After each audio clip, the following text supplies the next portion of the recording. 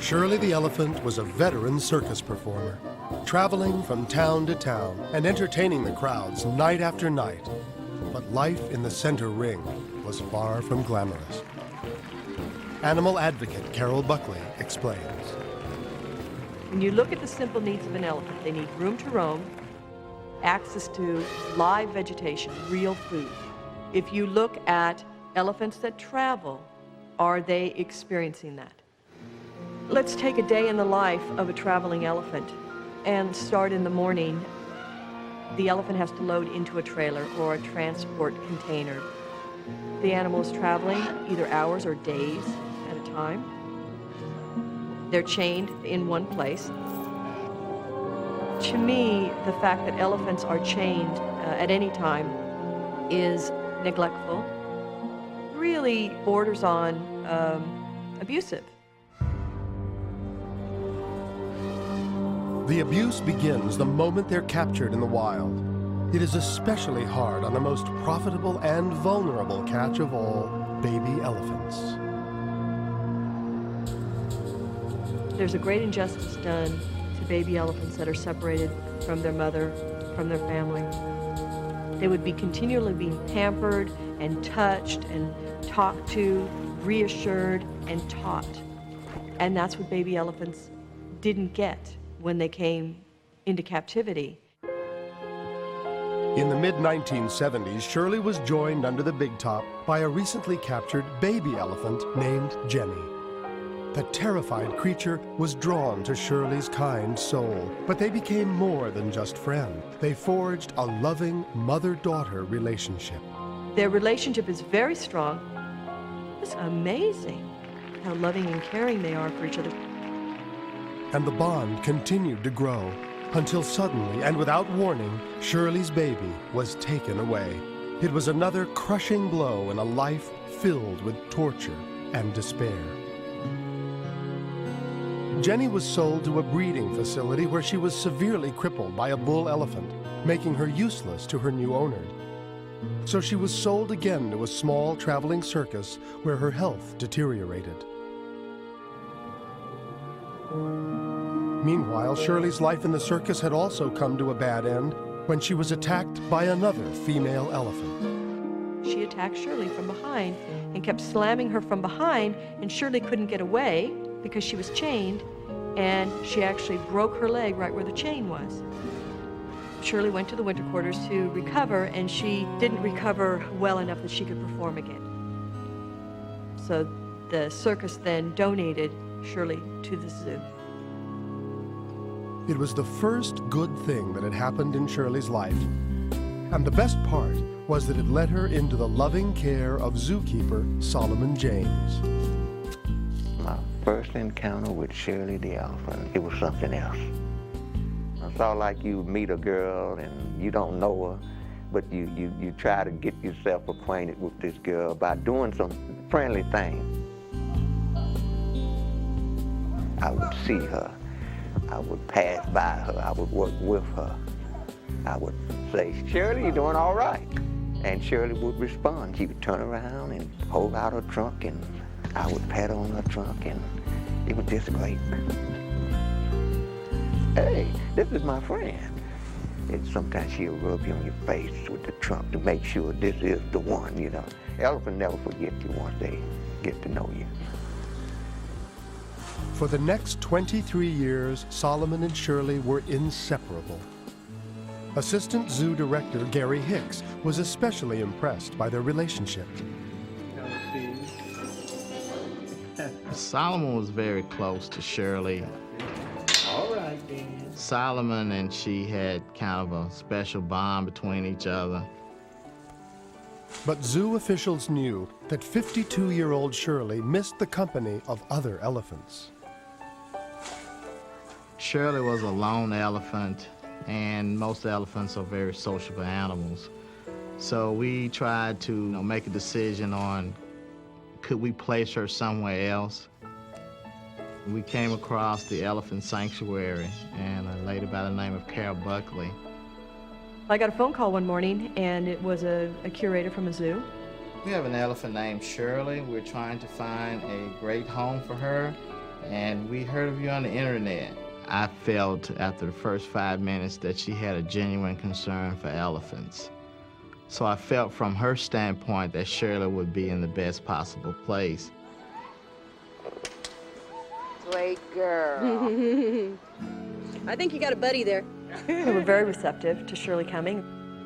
I came out and spent the day there, and of course I was enchanted by Shirley because she's just amazing. The hardest part would be breaking the news to Solomon that Shirley was leaving.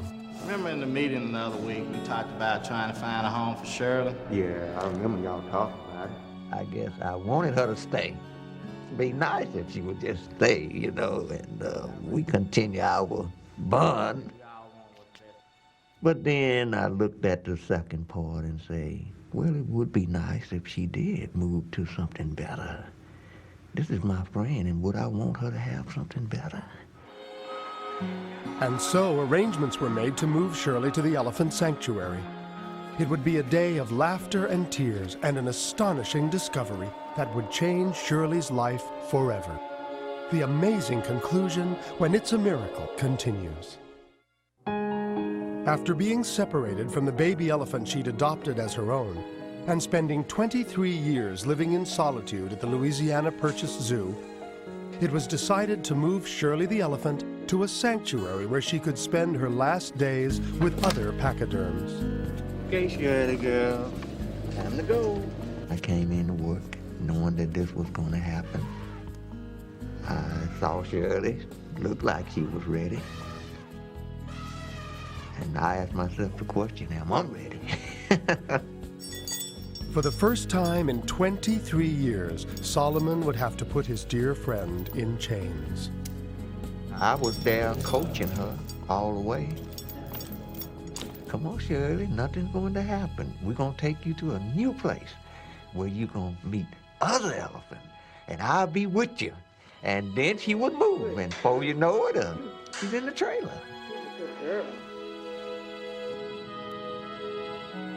I wanted to follow Shirley all the way to Tennessee because I wanted to be sure that everything was all right. I wanted to be sure that she knows that I'm still here and I'm with you all the way. You can do it. Good girl. Good girl, Shirley. I stood into the enclosure where she was going to come out at. Good girl. Come on back. Come on back. Good girl. And finally, Shirley began to back Good up. girl. Come on back. You wouldn't believe it. It was like a big fanfare. People was there, cameras, reporters.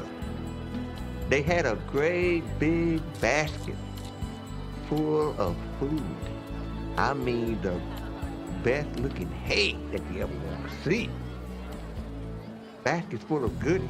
It was like Shirley's birthday party. In a wonderfully symbolic moment, Solomon took off the last chains Shirley would ever wear. It was a moment Solomon would never forget. I felt so moved about it. I said, now I done set my friend free. She's free now. She can go out and roam, do what she want to do. I looked out across that sanctuary, and I said, Shirley, this is yours now. This is all yours. The chain is gone. I told her, let me just keep this chain, just to remind me that I was the last one to unchain her, and I was the one that set her free.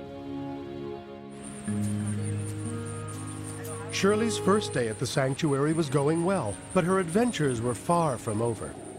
That night, another elephant entered the barn and began acting strangely. Came into the barn from the far end, so she was 3 stalls away, started like pacing the stall and reaching out and being very anxious and sort of agitated, and her focus was completely on Shirley. Carol decided to move the two elephants closer together, but continued to separate them by a railing. She would like get down and reach, like she wanted Shirley in the stall with her. And she kept going back and forth and back and forth. And Shirley was very calm, and she was standing with her body parallel along the corral, and she was allowing to be touched. And she was just sort of marginally interested. And then suddenly, something magical happened. It was like a light went on in Shirley's eye.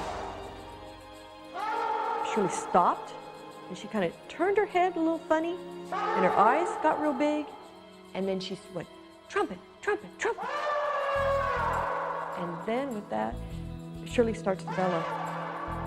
She just started screaming this long, sort of primal yell.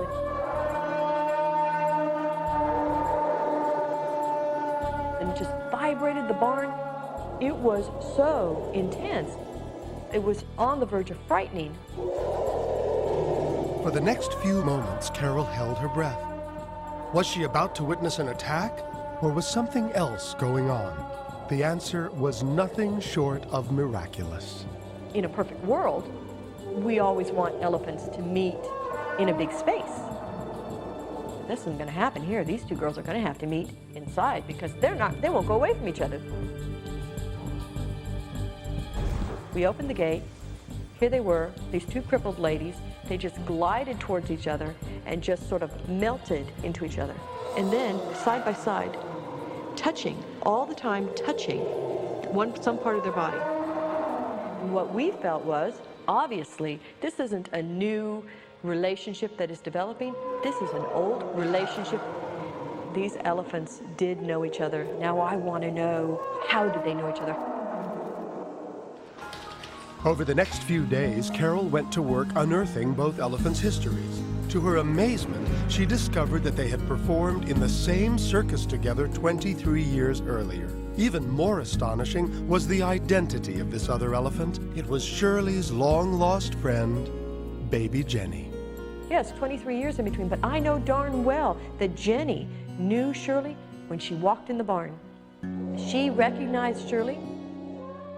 Maybe she looked the same to her, but I think it goes deeper than that. I think Jenny knew this was Shirley because Shirley had such a powerful impact on her when she was a baby. Today, Mother Shirley and her surrogate daughter Jenny spend every moment, day and night, at each other's side. Jenny and Shirley's relationship today is almost identical to when they finally were allowed in together. They are constant companions. Jenny is obviously the baby. Shirley is a very nurturing mother influence on Jenny. But Shirley and Jenny have a special connection, and it's a joy to know that they get to have this for the rest of their lives, that they are never ever going to be separated again. Shirley now met a new friend here, a friend that she knew, someone that was once close to her. Now here they united. She's living like an elephant should live. I miss her. She probably missed me, but I have the joy of knowing that she is happy. That makes me feel good.